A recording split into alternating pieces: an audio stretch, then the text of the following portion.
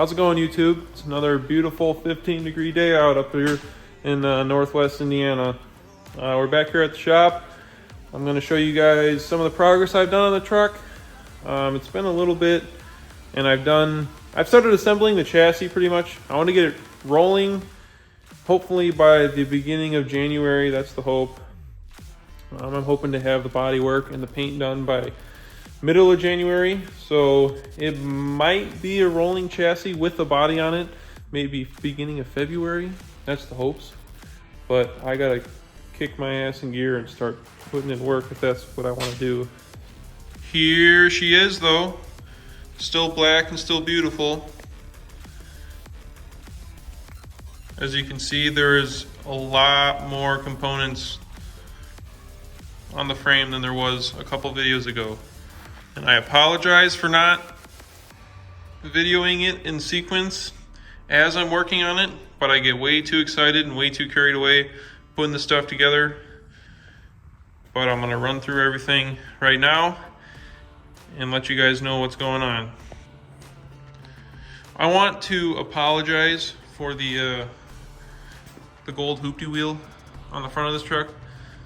As you can see, it's trying to be stripped of the clear coat, and it's not really working very well.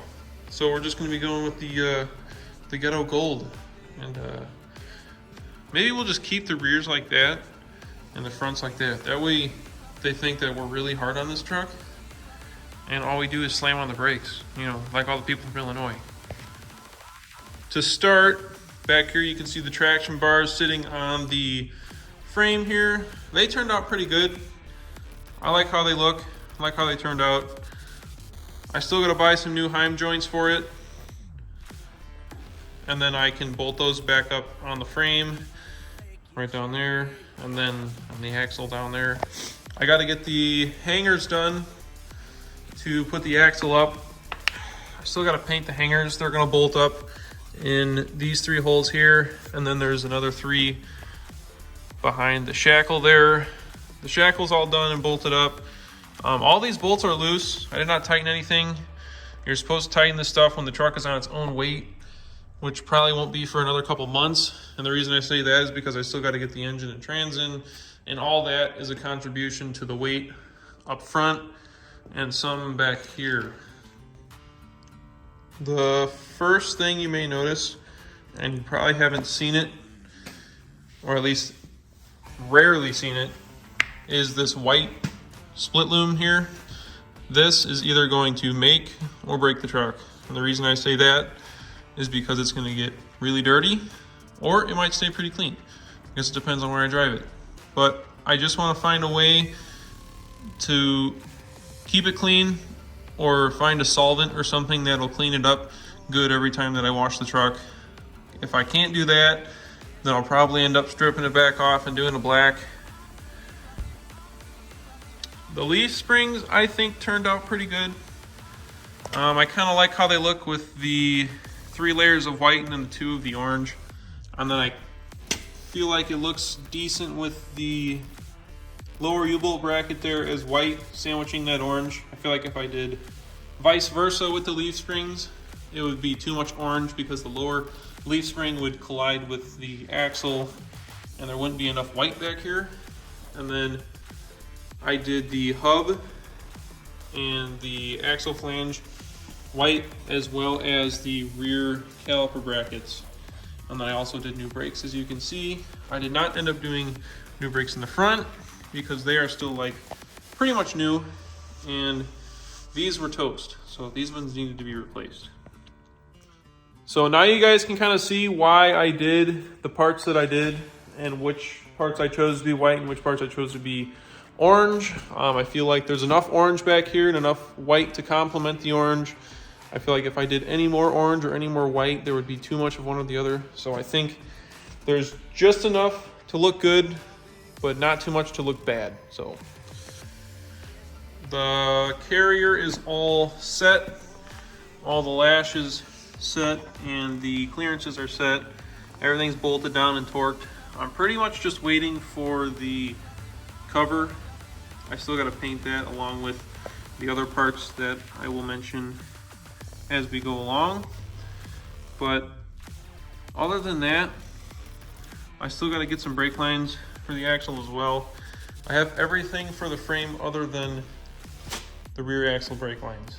So I have the ones that run to the rear axle, and I got all the ones up front, but I don't have the ones that actually run on the rear axle. One thing you may notice is that this rear end is one fat boy. As soon as I bolted those leaf springs up to it, that dolly broke. I'm pretty sure that's a 300 pound rated dolly, and the rear end alone is 550 pounds. So I give props to the dolly for holding it as long as it did, but kind of butthurt that I have to throw a dolly away now. It's kind of a cluster up here, or up through this section here. I kind of just tried running the exhaust a little bit just to see how everything would fit. Obviously I know it'll fit, it's made for the truck. It's a MBRP 4-inch. No, I'm not doing a 5-inch because I've had 5-inch on all of my trucks and they all sound the same. So I'm kind of just wanting that little bit of tone difference, try something new, something I've never done before. So we're gonna see how it turns out. And I mean, on a generally serious note, will an inch really make a difference? I mean, it's just an inch smaller. All you stupid 5-inch douche nozzles making fun of my little 4-inch. Shut up, I'll make the same amount of power as you. And yes, this truck is HSP built. You know how many parts I have on this truck that are from HSP? 1, and it's a sticker. So that means, well, pow, baby. On the body mounts, all around I have new Prothane mounts. I've used these in a lot of my trucks. They work pretty well. They are pretty quiet, they don't squeak. I still have to do the cups. The cups are gonna slide down here. You have to remove them from your factory body mounts. And mine were pretty crusty, so I'm gonna end up redoing them before I slide them back in. But up front, I have the drive shaft laying down here. This is gonna go in at a later date. That'll go in after the motor and the trans are in, and after I slide the transfer case up there. But I have the torsion bars slid into the lower control arms. I still have to paint the torsion bar cross member. That'll come at a later date. And then I got the keys laying up on the frame there. But here were the stainless lines. These are made by Dorman. They fit like garbage, so I had to rework them a little bit. And then the other thing by Dorman is also this rear cross member here. This also kind of fits like crap. And the reason I say that is because you see the bolts are leaning outward. It's because they're tight. The holes are way too tight. And they're also leaning outward here. And there's a big gap there, as well as over here. So the only way to get that gap down is to basically tighten the bolts until it sandwiches. Obviously, Dorman doesn't know how to make a product that fits the OEM standard, but it's good enough. And that's kind of what their motto is. Up front here, you can kind of see the colors are clashing. I have the orange lower control arms, black upper control arms, and white spindles. The reason that the upper control arms are black is because I want to do some Cognito or Kryptonite ones, but they're all on back order, so I'm going to be waiting a couple months. And honestly, it doesn't really matter yet because the truck is not in any stage to go anywhere. So I basically just want it to be on its own weight so that I can roll it in and out as I need. And then I've got the sway bar here, as you can see, and then I got the links in there. Again, everything is loosely fitted. I'm not tightening anything down yet. I'm just trying to get most of it in position, and then as I go along, I'll start to tighten stuff down. For the steering components, I have a new power steering box. It's nothing special, it's just an O'Reilly's box. I had it laying around the shop, so I wasn't gonna go out and buy a redhead, so it'll probably do for now. And then I have a PPE straight link down there. I've heard mixed reviews about those. I think majority of guys don't like them just because they are prone to make your turning radius shorter, which I am perfectly fine with that because I'm gonna be running a little bit bigger of a wheel and tire, so I don't need to be jamming the wheel into the freshly painted fender. So a little bit less of a turning radius will be all right. Last but not least, I have the lift pump laying down here. This came with the truck. It's a Fast 290. Majority of the time I run AirDog. I like AirDog a little bit better, a little bit quieter. But since this is basically brand new when it was on the truck when I bought it, I'm deciding to just reuse it. It's a little bit bigger than what I'm gonna need it for, but a little bit bigger is not gonna hurt anything. And if I ever wanna go bigger power, I have the lift pump to support it already. And as you can see, the lines are still brand new as well, so there's no sense in selling it to buy a new one, especially since lift pumps are going for, you know, $800-900 now, which is absolutely crazy considering they were like $600 a couple years ago. So that's basically it for the LB7. That's kind of just a short update of what I've been doing. Pretty much just starting putting it together. I want it to roll again so I can move it out of here if I need it out of here. And hopefully I want to get it back to the shop and drop the cab on it as soon as I get the cab done. Back here though, this is a new addition to the shop. As you can see, space is getting a little tight. Had to pick up all the crap that was on the ground here and put it on a shelf way back there.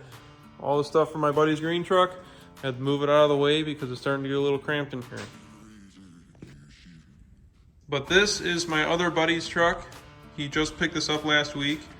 It is a 2016 Silverado, obviously Duramax because gotta have it.